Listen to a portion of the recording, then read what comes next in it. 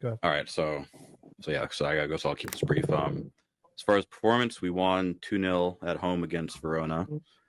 As happy as I am with the result and getting 2 goals finally in the league, the performance wasn't great, and we easily could have lost this 4-2 with some of the chances, if not for some luck and the reigning Serie A keeper of the season, Miles Vilar.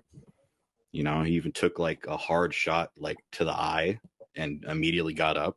That boy's built different. Um, but no, this result gives me confidence because usually a bad performance like this and in other seasons would have ended in a draw or a loss. But it kind of shows the mindset that Gasperini kind of instilled into the players. Yeah. Even if someone slips up, someone's always behind them.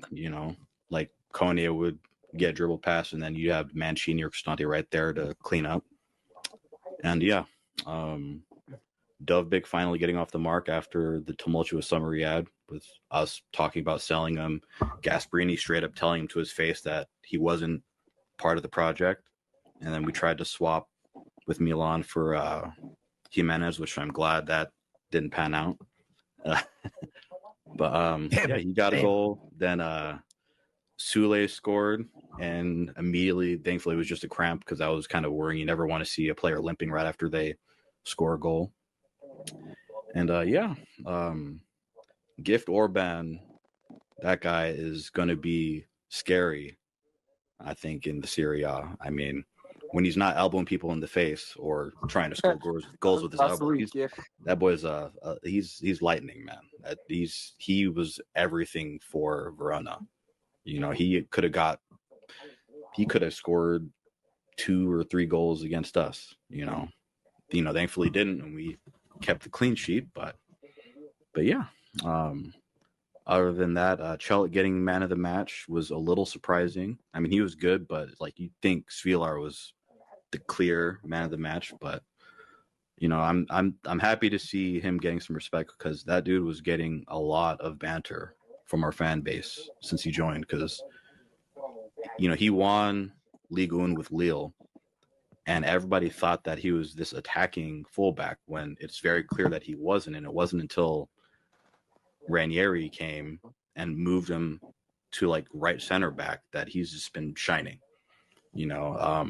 What I noticed in this game and against Nice is that he rotates often with whoever is on right wing back, and it's like it's very fluid. You know what I mean?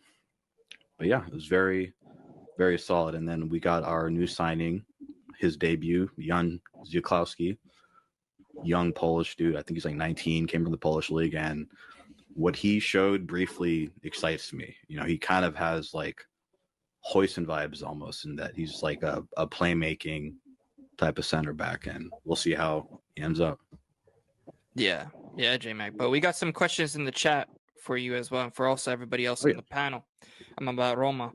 We'll start with the first Roma topic question here. This is from Dan. Why is Roma having difficulty scoring goals? It's interesting because we've had this problem even last season when we went on that run. There just seems to be a kind of chink in the link between our attack and midfield. That final ball always ends up being hard to come by unless Dybala's in, but he's gone most of the time.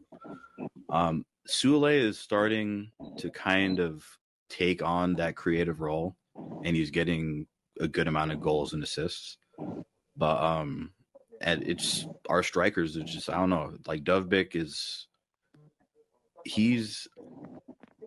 I think at Girona, like if you watched him there, he scored a lot of headers and tap-ins. And one of the issues is that because we don't, I guess, okay, the good answer is that we don't have pace right now. And we're hoping once Leon Bailey is finally fit that he's going to provide that spark that we've been missing. Because right now it's just we have all these guys that dribble but aren't very fast. So you can't really get those good, easy cutback crosses to tap in. You know what I'm saying? Yeah, man. Second question here: how underrated is Mattias Soule? And this is also for everybody in the panel, by the way. Questions about Roma. Very. I wouldn't say he's underrated, at least in Serie A. Maybe in like the global like European football consciousness, but like no, especially this season. Like I don't know if you guys saw I posted in the group chat a while ago. He's like third in like ball recoveries and like second in progressive passes in the final third.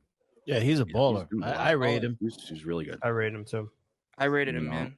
I think that's definitely a player that your team should build around in the future. Oh, for sure. That's a plan. Yeah, that's totally. You gotta hold on to that guy as much as you possibly can. He's a baller, man.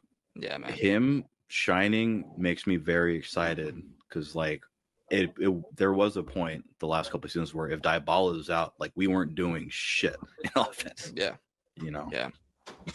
Hey, but listen, as your defense is very strong, bro. Like that's what matters. And that's what matters. Exactly. That's what matters, man. Like the fluidity in the attack will come, but so long as that defense stays locked in. Oh yeah. I mean, look where you guys are at right now. Yeah. Look at the table. Yep. Look at the table. That's what had me exciting going into the season because it's just like we didn't lose anything of that defense. Like we lost Hummels, but we gained.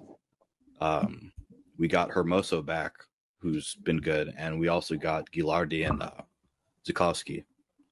So we only added to what was already a really good defense with Mancini and Indica. Yeah. And then with Angelini, and then the flanks, we have Wrench is still. Yeah, Wesley, he's a good addition, but I'm starting to get worried that he's a little too technically raw, so to speak, because like he's fast and I imagine he's annoying to play against because he's just like a fucking bee, just running. But his first touch and his passes like are not pretty sometimes. Yeah, we got him, and then Tsimikas is. I think he's like kind of our underrated signing. That dude, he's a baller on the left. What?